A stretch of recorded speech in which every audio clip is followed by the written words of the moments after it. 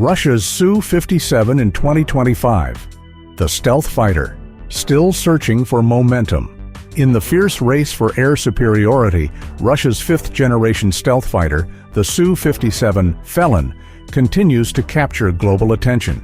But while its design looks impressive on paper, the real-world progress tells a more complicated story. 2025 marks a critical year for this jet. Is Russia finally closing the gap with the F-35 and J-20? Or is the Su-57 still struggling to take off, literally and figuratively? In April 2025, two Su-57 units, tail numbers RF-81796 and RF-81797, were spotted in transfer flights.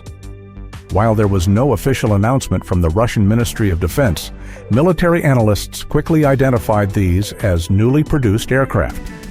These deliveries are a sign that the production line is still active despite past delays caused by international sanctions and supply issues. By mid-2025, the total number of operational Su-57s is estimated to be just 24 to 26 units, including prototypes and test aircraft. Russia originally aimed to have 76 Su-57s in service by 2028, but at the current pace, that goal looks increasingly unrealistic. Since 2020, Russia has only been able to produce 6 to 7 Su-57s per year. Why? There are three major reasons. First, limited access to critical avionics due to Western sanctions.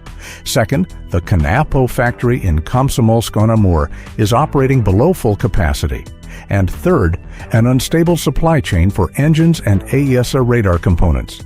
In response, UAC, Russia's aircraft corporation, has expanded its production facilities, introduced automation, and even cut over 1,500 management positions to streamline operations.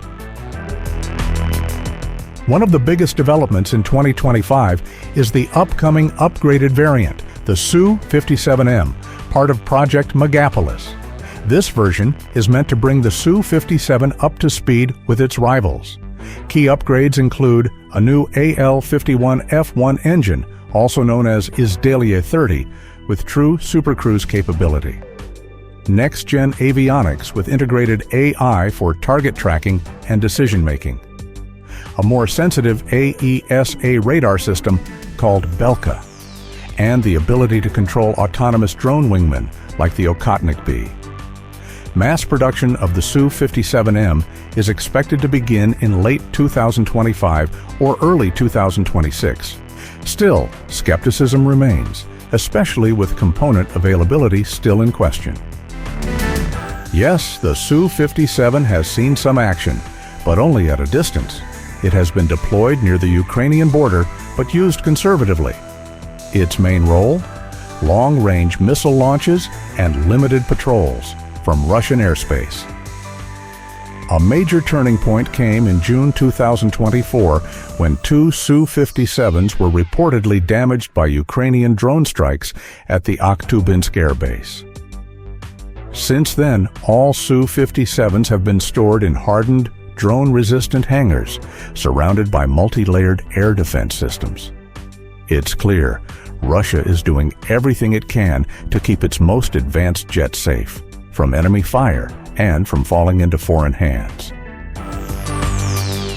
In February 2025, Algeria became the first confirmed export customer for the Su-57. The export version, known as the Su-57E, marks a huge milestone for Russia's defense industry. Here's what we know so far. The initial order includes 6 units, with deliveries scheduled to begin by the end of 2025. The full order may eventually grow to 12 or even 14 aircraft. Algerian pilots have already started intensive training programs inside Russia. But there's a catch. Russia is reportedly struggling to supply certain advanced munitions for export, especially the Kh-59 strike missile and R-77M air-to-air missiles. That could impact Algeria's ability to operate the jets at full combat capability from day one. The Su-57 isn't just about stealth, it's packed with advanced tech. Its Belka ASA radar has a 400-kilometer detection range and multi-target engagement. The onboard electronic warfare system is said to rival and possibly outperform the one on the F-35. It can carry up to 10 tons of weaponry, both internally and externally. That includes the R-77M for medium-range air combat, R-74M2 for close-in dogfights, Kh-58 for anti-radar operations, and the Ka-59 Mk2 cruise missile for long-range strikes. There's even testing underway for the Kh-47M2 Kinjal hypersonic missile, although it hasn't been confirmed for regular use yet. On top of that, integration with Russia's Okhotnik B stealth drone is in progress, hinting at a future where the Su-57 operates as part of a manned-unmanned combat system. 2025 is a make-or-break year for the Su-57 program. While Russia has made some progress, especially with the Su-57M and its first export contract, there are still major hurdles: limited production, sanctions choking the supply chain, and a serious lack of real-world combat experience. The question is no longer if the Su-57 is impressive on paper. The real question is, can Russia deliver on its promise? Will this jet become a serious rival to the F-35 and J-20? Or will it remain a symbol of potential, never fully realized? One thing's for sure: the world is watching.